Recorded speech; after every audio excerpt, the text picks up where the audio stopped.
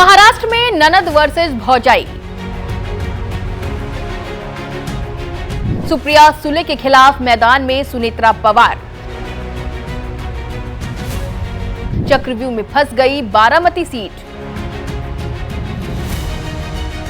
क्या बीजेपी और शिंदे के सहारे चाचा पवार का किला भेद पाएंगे अजीत? नमस्कार, आप देख रहे हैं एबीपी लाइव का बिग पॉलिटिकल शो चक्रव्यूह, जिसमें बुरी तरह से फंसती हुई नजर आ रही है महाराष्ट्र की बारामती लोकसभा सीट।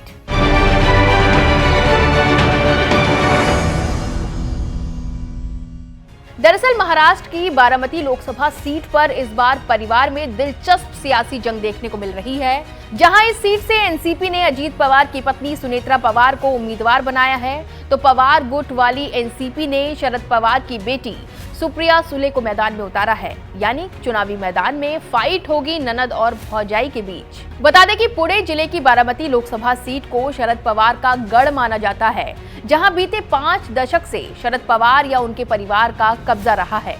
बारामती सीट से शरद पवार 6 बार लोकसभा सांसद रहे हैं, जबकि उनकी बेटी सुप्रिया सुले 3 बार सांसद रहीं।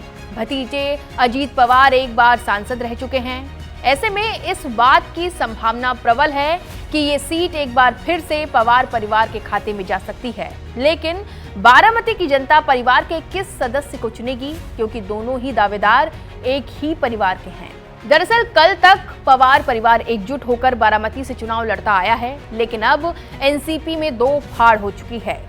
सियासी लड़ाई ननद भौजाई के आमने सामने आने तक पहुंच गई है, जिसके चलते बारामती सीट राज्य की सबसे वीआईपी और दिलचस्प मुकाबले वाली सीट बन गई है। इस सीट पर शरद पवार का सिक्का चलता रहा है। उनके बाद उनकी विरासत को बेटी सुप्रिया ने संभाला, लेकिन मौजूदा हालात में पिता की विरासत को बचा पाना सुप्रिया सुले के लिए आसान नहीं माना जा रहा। कहा यह भी जा रहा है कि बारामती सीट पर लड़ाई ननद भाभी के बीच में भले है, लेकिन साख तो चाचा और भतीजे की दांव पर लगी हुई है। बारामती पर कब किसका कब्जा रहा है, अब इस पर भी एक नजर डाल लेते हैं। बारामती सीट को पवार परिवार का गढ़ माना जाता है। इस सीट से साल 1967 में शरद पवार ने पहली बार लोकसभा का चुनाव जीता था। इसके बाद शरद पवार बारामती से लगातार 1972, 1978, 1980, 1950 और 1990 में विधानसभा चुनाव जीते। इतना ही नहीं, शरद पवार साल 1912, 1996, 1998 और 2004 का लोकसभा चुनाव भी जीत चुके हैं। वर्तमान में सुप्रिया यहां से सांसद हैं और वो 2009 से लगातार जीतकर लोकसभा पहुंच रही हैं। सुप्रिया साल 2009 से इस सीट का प्रतिनिधित्व कर रही हैं, जिसके बाद उन्होंने साल 2014 का चुनाव भी जीता और आरएसपी के उम्मीदवार महादेव जगन्नाथ जानकर को हराया। इस चुनाव में सुप्रिया ने 5,21,562 वोट हासिल किए थे। वहीं साल 2019 के लोकसभा चुनाव में भी सुप्रिया ने बीजेपी उम्मीदवार कंचन राहुल कुल को हराया था। सुप्रिया ने कंचन को 1,55,774 वोटों से मात दी थी। इस बार चौथी बार सुप्रिया चुनावी मैदान में हैं।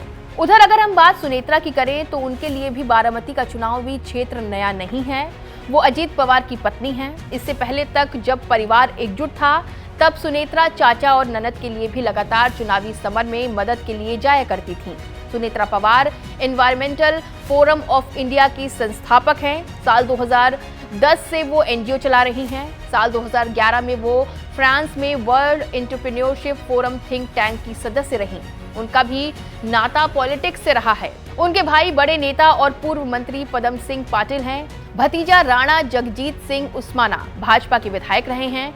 यानी सुप्रिया के सामने उम्मीदवार दमदार है। चलिए अब बारामती का जातीय समीकरण भी समझ लेते हैं। यहाँ पर 70% वोटर ग्रामीण है, 30% शहरी आबादी है। पवार वोटर करीब 70,000 है, तो गायकवाड़ वोटर्स की संख्या 30,000 है। शिंदे वोटर 65,000 हैं, चौहान 25,000, ब्राह्मण 80,000 वोटर्स हैं, एससी 2.5 लाख के आसपास वोटर्स हैं। ऐसे में बारामती की जनता के लिए भी ये चुनाव सुप्रिया और सुनेत्रा की तरह किसी अग्नि परीक्षा से कम नहीं है। यहाँ के लोगों के लिए परिवार के 2 सदस्यों में से किसी एक को चुनना एक बड़ी चुनौती होगा। तो क्या सुप्रिया सुले की ये सीट चक्रव्यूह में फंस गई है?